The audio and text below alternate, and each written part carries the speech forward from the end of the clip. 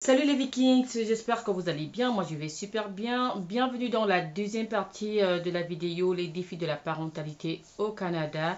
Si jamais tu n'as pas encore regardé cette vidéo, je t'invite à la regarder. C'est vrai que les deux ne sont pas vraiment collés, mais là-bas j'ai parlé de la première partie, donc de 0 à 12 ans, des défis qu'on va rencontrer très régulièrement. Maintenant, dans cette vidéo, ce sera de 12 à 20 ans. Les défis que les parents rencontrent très souvent au Canada, c'est bien de voir les deux parce qu'elles sont un peu complémentaires, parce que j'ai couvert toute la partie de la grossesse jusqu'à 12 ans et là jusqu'à 20 ans. Donc, si vous avez aimé la première partie, tant mieux. On est maintenant sur la deuxième partie. Donc, accrochez-vous, on va parler de l'adolescence au Canada. Vous savez, l'adolescence, quel que soit le pays, c'est un peu une période de la vie de l'enfant qui est très, très agité. Mais encore ici, il y a des défis, je vais appeler ça comme ça. Et croyez-moi, c'est une autre dimension. Hier, on parlait des bébés. Aujourd'hui, c'est l'adolescent, un adolescent canadien qui va vous regarder avec un air, toi, tu comprends rien en ma vie. Ils vont pouvoir parler de leur liberté, de la puberté, de l'école, des activités, de leur amour et surtout de ce paradoxe incroyable où ton enfant, c'est ta responsabilité, mais de notre côté, on ne te donne pas le droit de l'éduquer fermement sans risquer de te le faire enlever. Donc, c'est un peu tout ça que je vais partager avec vous et surtout, n'hésitez pas à partager la vidéo à des parents d'ados que vous connaissez. On se revoit juste après le générique.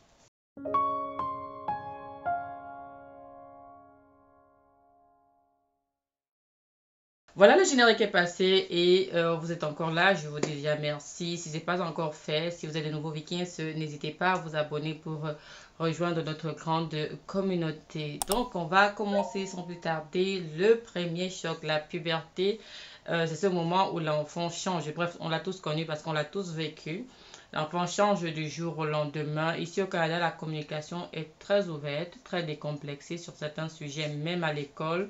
Ce qui est une bonne chose, faut l'avouer. Il n'y a pas vraiment de sujet tabou comme nous on l'a connu. Mais pour nous, parents immigrants, ça peut être un peu... vous imaginez pouvoir expliquer par un enfant certaines choses que vous-même vous ne comprenez pas forcément. Ça, c'est là. Il y a par exemple des cours d'éducation sexuelle qui dépassent nos attentes que moi-même j'ai donné l'autre jour encore où ton ado va rentrer de l'école, par exemple, il va t'expliquer des choses sur la sexualité ou l'identité de genre avec un naturel déconcertant et toi, tu as juste les yeux ronds pour le regarder comme ça. Et ça peut créer souvent un fossé entre les valeurs que nous avons reçues et ce que eux, ils apprennent, surtout comment le monde est en train de changer. Donc, comment aborder ces sujets avec nos ados qui ont déjà toutes les infos et parfois même plus que nous, de l'école, de leurs amis, la pression du look, de l'appartenance. L'adolescence, c'est vraiment l'âge où l'apparence et le groupe social deviennent tout. Les marques, les styles, les influenceurs, ça commence à coûter parce que le budget en prend en coup la pression. Peut-être on veut être, pour être comme les autres, très forte. Souvent d'autres le vivent mal. Est-ce qu'ils sont, ils sont attaqués à l'école? Est-ce qu'ils sont intimidés? Il y a des ados qui ont même essayé de faire des crises de suicide. Ça se passe vraiment mal pour les parents, autant pour eux que pour nous. Par exemple, le jour où ton enfant va te parler, il va te dire des choses. Par exemple, il fait sa crise identitaire. Je vais par exemple raconter une histoire où il y avait un voisin à l'école, il avait une fille, mais sa fille ado, il appelait sa fille, mais à l'école c'était un garçon. Et là, on ne pouvait pas le dire. Je le regardais sans pouvoir lui dire, par exemple, qu'en fait, et c'était interdit. À l'école, elle se faisait appeler d'un certain nom que je ne peux pas dire, nom de garçon. Et j'avais pas le droit, pourtant on se connaissait bien, mais elle m'avait dit, je ne dois pas. Et ça, on a l'obligation de respecter. Le parent, le papa, par exemple, quand il parlait de sa fille, il parlait de sa fille, normalement. Mais à l'école, elle était un garçon. Et elle se faisait appeler par un nom d'un garçon sans que le parent ne sache. Donc voilà un peu le type de défis auxquels on va souvent être confronté. Il y a à côté maintenant, comme j'ai parlé, les activités parascolaires. Parce que ici, À l'âge ado, l'enfant va partir à des compétitions dans d'autres villes, dans d'autres pays. Et là, il faut que le parent souvent l'accompagne ou pas, dépendamment de son âge. Et ça va encore coûter parce que c'est souvent à la charge. C'est pas comme aux États-Unis qui vont, quand l'enfant est vraiment bon, ils prennent ça en charge souvent. Hein. Mais ici, ce sera vraiment aux parents de sortir les fonds de ses poches et tout. Et généralement, c'est bien d'encourager vos enfants à faire des activités de bénévolat parce que ça va compter pour... Bref, vous savez, je vous apprends rien. Si vous ne savez pas, c'est bien qu'ils commencent un peu plus tôt parce que moi, j'aime généralement que mes enfants fassent les choses avant que leur âge, quoi, pour être toujours en avance et comprendre facilement certaines choses auxquelles ils vont être confrontés. Il y a le hockey comme activité, le soccer, il y a la danse, la musique, le théâtre, c'est excellent pour leur développement, mais ça devient un vrai casse-tête parce que dans la planification, par exemple, si tu finis à une certaine heure, 18 h et que l'enfant a 17 h, ça rend un peu les choses très compliquées. Donc ça, ce sera quelque chose qui va souvent vous empêcher de vraiment socialiser. Donc, vous aurez par exemple des cas comme des enfants qui veulent abandonner l'école, et c'est un sujet délicat. Vous ne pouvez pas les forcer parce que le système scolaire canadien est différent. Certains enfants peuvent se sentir moins encadrés ou simplement se désintéresser. Le défi maintenant pour vous en tant que parents, ce sera de les motiver, de les suivre, de trouver des alternatives s'ils décrochent sans avoir les outils, les mêmes outils ou l'autorité naturelle de nos pays d'origine. Nous, d'où on vient, on ne demandait même pas ton avis. Tu devais aller à l'école. Il fallait être vraiment quelqu'un de très fort pour pouvoir s'opposer aux parents. Alors que ici, l'enfant peut décider, je ne veux plus aller à l'école, je ne trouve pas ça intéressant, c'est pas pour moi. Et il va falloir trouver des astuces, des stratégies à mettre en place pour essayer de lui faire retrouver son intérêt sans que ce ne soit bon. Comme j'ai dit dans l'autre vidéo, il y a aussi pour ça des moyens de vous faire assister si par exemple vous vous trouvez dans une situation où l'enfant ne veut rien faire, l'enfant est totalement désorienté. Donc parce que les parents ici ont deux boulots. Ils ont deux boulots. Et avec deux boulots, souvent, ils sont fatigués lorsqu'ils rentrent. Ils ne peuvent pas vraiment suivre, certains ne peuvent pas vraiment suivre l'évolution des enfants. Et du coup, ça fait que certains enfants vont se perdre, qui ne sont pas, ils vont se perdre parce qu'ils vont se sentir seuls. Donc voilà un peu. Maintenant, souvent, nous, et le Canada empêche que le parent soit très sévère avec l'enfant. Mais sauf que quand un enfant commet une bêtise, c'est la faute du parent.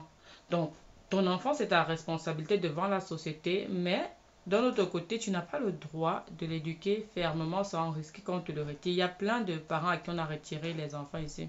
Donc, si ton enfant se comporte mal, si ton enfant fait une bêtise, s'il a des problèmes à l'école avec la police, ça c'est ta responsabilité. Tu dois répondre de ses actes en tant que son tuteur et que son parent. Mais si tu réponds par une éducation que nous avons dans nos cultures, on va juger ça trop ferme. Pas de fessée possible, pas de punition physique, même pas des cris forts. Parce que si tu cries fort, c'est toujours un peu considéré comme de l'agression. Donc tu vas te retrouver face au service de protection de l'enfance. Parce que ici, il y a la loi sur la protection de la jeunesse. Si tu lui demandes de laver les assiettes, de faire du ménage, c'est que non, non, non, tu es en train de me maltraiter. Et là, l'enfant peut se fâcher et te dire que non, non, je suis maltraité. Donc, c'est une bonne chose, c'est vrai. Mais sauf que quand ça, le seuil un peu, c'est ce qui est considéré comme de la maltraitance ou une violence éducative est très différent dans notre pays où nous, on pouvait faire éduquer vraiment nos enfants. Donc ici, pour un simple claquement de doigts comme ça, on peut te signaler. Si tu l'engueules un peu trop fort aussi, il peut te reporter. Donc du coup, avec les mains liées, l'éducation un peu très compliquée pour les enfants et pour les ados au Canada. Donc le dilemme, ce serait comment éduquer un adolescent qui parfois a besoin des limites claires, qu'on le recadre, qui a besoin de discipline sans franchir la ligne rouge du système.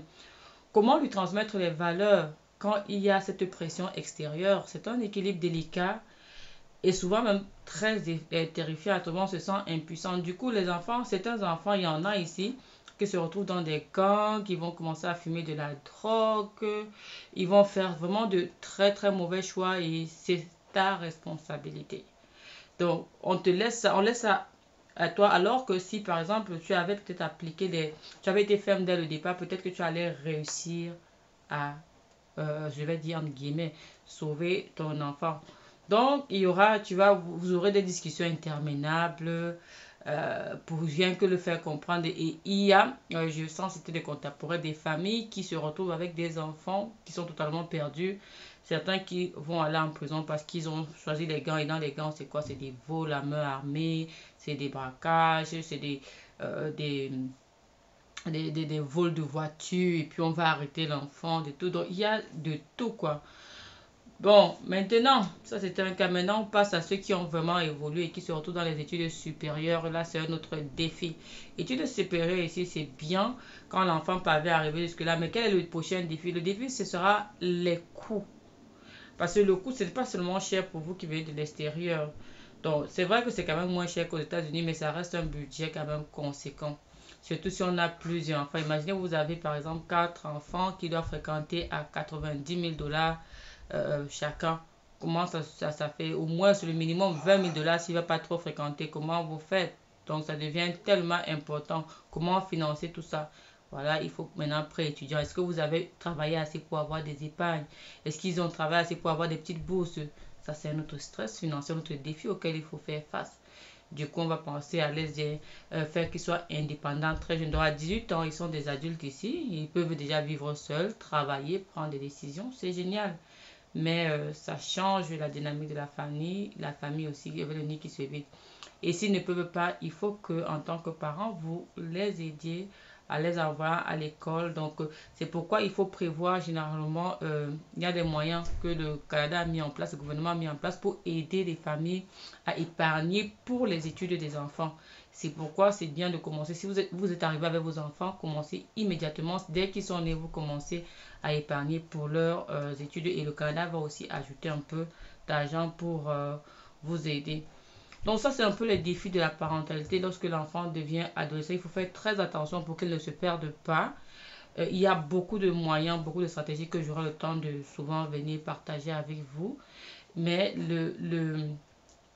le conseil que je peux donner, c'est d'être vraiment présent, de beaucoup communiquer et d'être ouvert avec les enfants. C'est clair qu'on apprend chaque jour et je me suis retrouvée dans le milieu des enfants et j'apprends, je comprends leurs besoins et j'apprends cette culture aussi que j'essaie de mélanger avec notre culture, étant ouvert, laisser la possibilité aux enfants de s'exprimer, me dire non, me demander pourquoi je dis ça et puis j'essaie d'expliquer et je connais leur apprendre qu'il y a des limites et savoir qu'est-ce qui est bon, qu'est-ce qui est dans nos valeurs, transmettre nos valeurs et tout, c'est très important parce que je vois des enfants ici, j'ai l'impression qu'ils n'ont aucune valeur. Ils sont tellement canadiens, je ne sais pas, mauvais, mais ils sont tellement en train qu'ils oublient de là où ils venaient.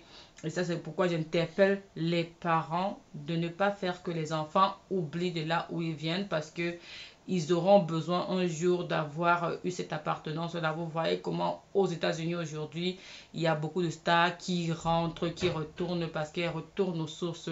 Donc c'est très important de leur rappeler leur culture, de là d'où ils viennent et de toujours pratiquer cela. C'est très important.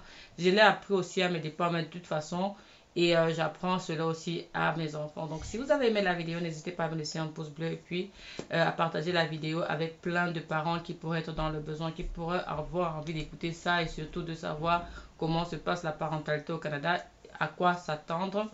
Et on se revoit dans une prochaine vidéo. À très bientôt. Bye bye.